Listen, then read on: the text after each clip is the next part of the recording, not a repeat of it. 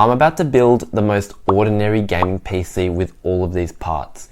And there's one thing with this PC. I don't care how it looks, so there's not going to be any RGB, nothing fancy. I just want a system that's going to game, and we're going to see how well it does for that price. I think this is going to cost me $137, and for that price, we're going to see how well this system performs. In a previous video, I built this PC for $270, which I'm essentially downgraded to make this PC because that one was too nice. It had an i3-8100, which we'll keep, a Z370 ATX motherboard, which we'll be downgrading to this B360MK motherboard, a GTX 1060, which is a GPU on its way out, 16GB of RAM, but we'll force to downgrade it to 8GB because our motherboard only has 2 DIMM slots. We'll lose the RGB cooler and drop in a stock Intel cooler because the i3 isn't going to demand anything better. Swap the NVMe for a SATA SSD. We'll lose our 650 watt power supply for 450 watt. And the biggest of them all, we'll lose our Thermaltake RGB case in exchange for this micro ATX Thermaltake case, which is a bit more ordinary. Here we have our Z370 motherboard with our i3-8100 ready to go over to our B360MK. So we're going to go ahead and transport the CPU over. We'll take it out.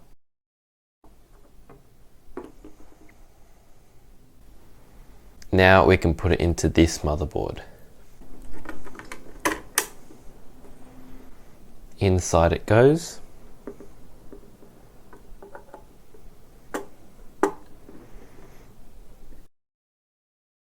There is our CPU installed into our new motherboard. We'll install our RAM also.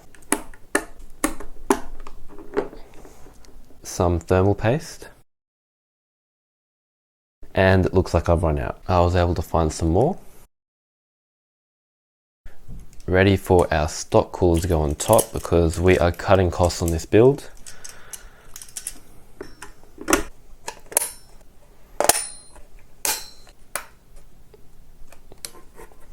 There is our platform ready to go. First order of business with our case, we're going to put our motherboard inside. We don't have an I/O shield for this, hence we're on a budget. I don't really care.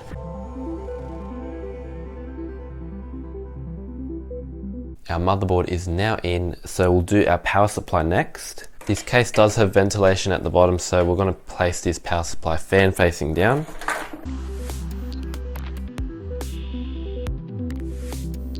Our power supply is now in. We'll make our connections that we need to make. First, I'm going to put our graphics card in actually, so that we don't get in the way of any future cables. So here is our 1060 going in.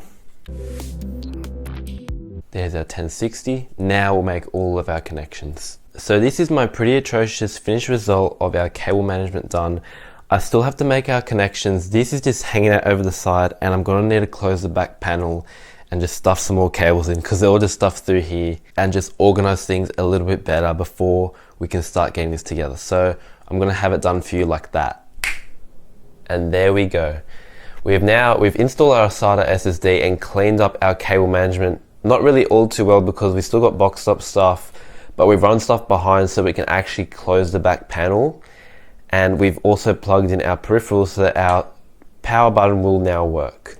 So I think we're now ready to go and test this thing and make sure that this little computer works. So here we are, we've got our PC and we're ready to turn it on. We're just gonna press the power.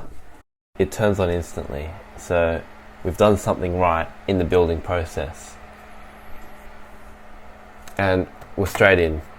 Here we are in Windows. We're just gonna run through the specs just to confirm with you guys. We got the i3-8100, 8GB of DDR4, which probably won't go too well, I'm guessing.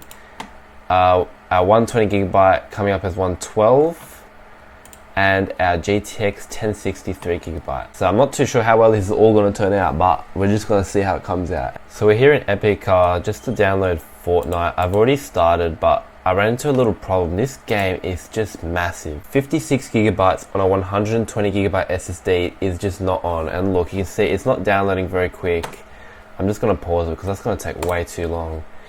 If my math is right, it's going to be roughly about 12GB an hour, and To tell you what, that's going to be a few hours, so I'm going to have to come back when this is installed so that we can show you how well this system does perform on Fortnite. 56 gigabytes later, we finally have Fortnite installed, so we're going to go run that and then we're going to see how well it actually does perform. Okay, so here we are. We're going to be playing in DX11 with a frame limit of 60 just for my monitor, no VSync, and a preset quality of low. So we're going to move on with that and just jump into a game and see what kind of performance we get. The thing I want to stress is we only have 8 gigabytes of RAM over here, so I think that's going to be the biggest issue, and the CPU is very weak as well, so we're going to see how these two things perform together. Dropping in right now, it's actually not looking all too bad. We're rocking about 60 frames. Oh, okay. Initial thoughts, it's not too bad dropping in, but we might see a bit of change there. Rocking about the 60, it looks pretty comfortable at 60 actually. It's not doing all too bad than what I thought it would be.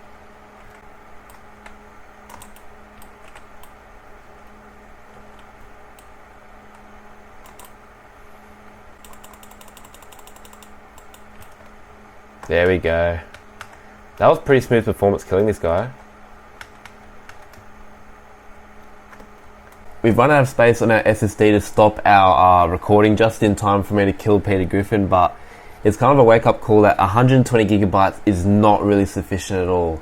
It's just enough to have this one game, and then that's pretty much it. So that's the ordinary gaming PC, a PC where we picked the lowest tier of each component available. We picked the i3, 8 gigabytes of RAM, a SATA 120 gigabyte SSD, which is pretty much nothing these days, an old 450 watt power supply, and a GTX 1060. Needless to say, we also put in a micro ATX board with no IO shields. So it was very cheap to put together and probably a very undesirable PC for all these reasons. That's probably why you can get this for so cheap, because when you're buying each part individually, no one wants to buy an i3, no one wants 8 gigabytes of RAM. Some people might want a GTX 1060, but that demand is just going lower and lower and lower. And I just don't think this PC is going to be very good moving forward. So it's great for price, and maybe as a desktop computer it's a bit more justifiable, but gaming wise it's okay, but not a good idea moving forward. You're just maybe going to lose money, have some short-term fun with some value. That's probably the best case scenario, but that's about it for this computer. I hope you guys have enjoyed this video where I put together this little PC. I hope you can like and subscribe if you wish to, and I'll catch you guys in the next one.